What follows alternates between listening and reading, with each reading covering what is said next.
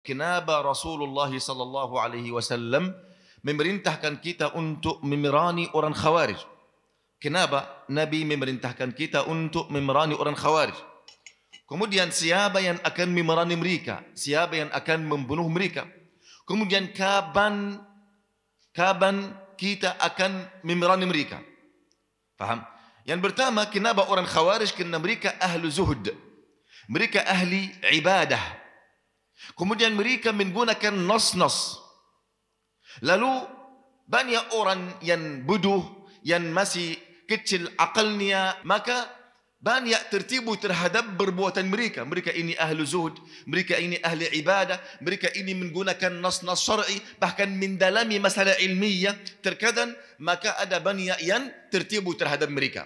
Kemudian fitnah mereka bukan fitnah hanya tentang fahaman nas syar'i.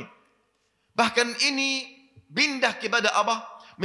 Mempraktik masalah ini, menghalalkan darah para muslimin dan merusakkan keadaan para muslimin dengan masalah mereka menghancurkan kehakim pemimpin para muslimin, ingin menurunkan ini, ingin membuat ini, lalu mereka merusakkan keamanan para muslimin.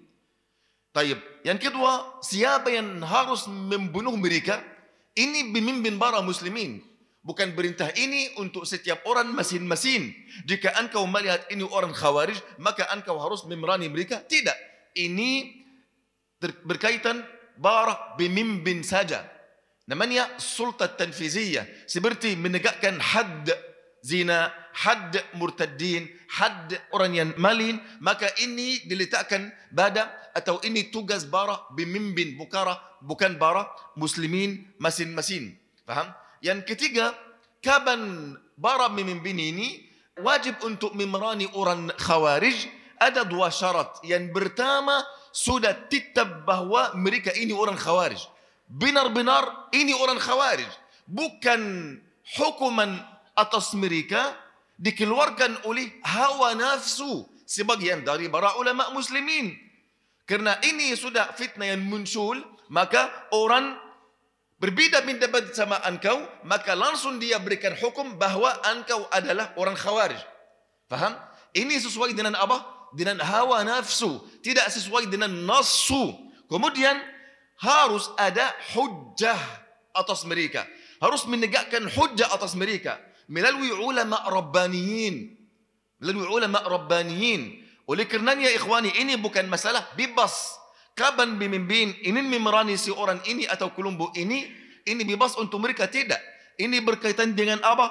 Apakah benar-benar mereka orang Khawarij atau tidak? Yang kedua, apakah sudah menegakkan hujjah atas mereka atau tidak?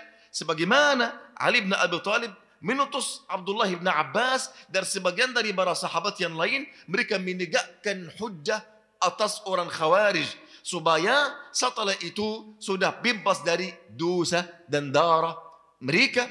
Kemudian apakah maslahat untuk para muslimin, untuk umat Islam akan terjadi ketika seorang pemimpin ini memerangi mereka atau tidak? Karena kita melihat Nabi SAW di hadapan nenek moyang orang Khawarij, apakah Nabi membunuh beliau? Tidak, yaitu Zulkhuwaisirah. Nabi membiarkan beliau.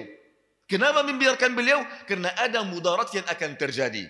Nanti orang yang ingin masuk Islam, ada kabar berita akan keluar bahwa Muhammad membunuh sahabatnya. Karena orang yang bodoh, orang yang kafir tidak tahu kenapa Nabi membunuh sahabatnya ini. Mereka menganggap atau mereka melihat bahwa Zulkhuwaisirah ini seorang di umat Islam. Kemudian Rasul karena ada berbeda pendapat langsung membunuh beliau. Ini ada mudarat. Lalu Nabi membiarkan beliau, tidak membunuh beliau.